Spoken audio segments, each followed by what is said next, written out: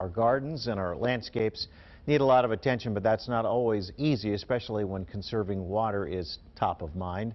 Joining us live this morning from St. Paul is our Fox 9 garden guy, Dale Kay, with tips on how you can help your garden survive what's going on right now, a drought for us. Dale, good morning to you.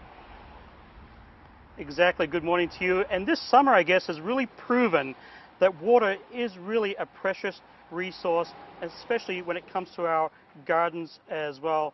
As you mentioned, we're live in St. Paul here, and joining me this morning is Derek Carwood. He is a sustainable, there we go, I got it out, sustainable landscape designer, owns his own business, Greenwood Hort.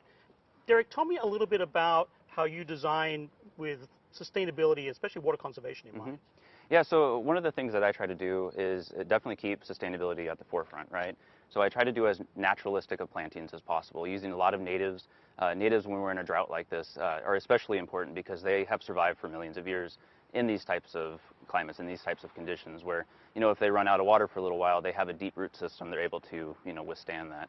So I try to do a lot of that. I try to do a lot of plantings, as you can see here, where this is just a year-old garden. But what you see here is a very full planting. It has a benefit too, right? Because you don't need to mulch? It does, correct, yeah. So it's called green mulching, and basically what you're trying to do is, again, try to make it as natural as possible.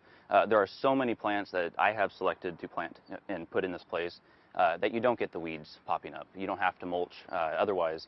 And so it allows for things to just kind of grow on their own and you know, keep the water down below and keep the plants happy. Now, I should mention to everybody at home, we are at Derek's home. He's just kind of moved in within the last year or so. And tell me a little bit about the lawn. That's going to be a thing of the past, right? Yeah, for sure. So this planting is less than a year old, or about a year old in some cases. Down further this way, these have only been in for a couple of months. So basically what I'm trying to do is get rid of the lawn entirely.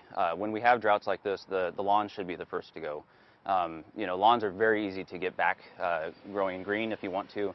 You can reseed, you can resod if you want to, but it's also a really good opportunity to say, you know, hey, do I actually want to have, you know, this large lawn? What I want to turn it into something like a pollinator garden, something a little bit more, again, natural, to bring in pollinators, to bring in, you know, some wildlife.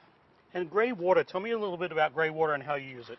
Yeah, so this is some gray water here. Basically, gray water is any water that you might be using in the house to wash vegetables, to wash dishes. You know, I do encourage you to use soaps, for example, that are not going to be too harsh.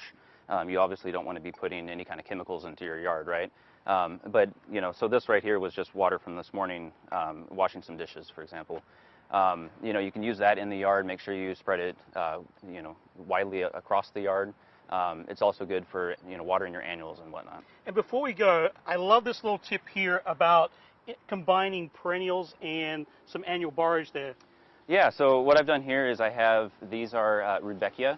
And so the rudbeckia, when they were planted, were really small. And because I knew that there was going to be a lot of space in these plants for a little while, I decided to put something that was going to be an easy to grow, long, deep taproot, so it doesn't take a lot of water. And this is borago or borage. Very quick growing annual, brings in a lot of bumblebees and a lot of other pollinators. That will fill those spots and again give us that green mulch that I was talking about very quickly. Perfect. And Derek's tip was, don't really water your lawn. That's the first thing that you can do without. And I've been carrying up my dehumidifier water every morning out of the basement religiously, watering my little patch of lawn at home.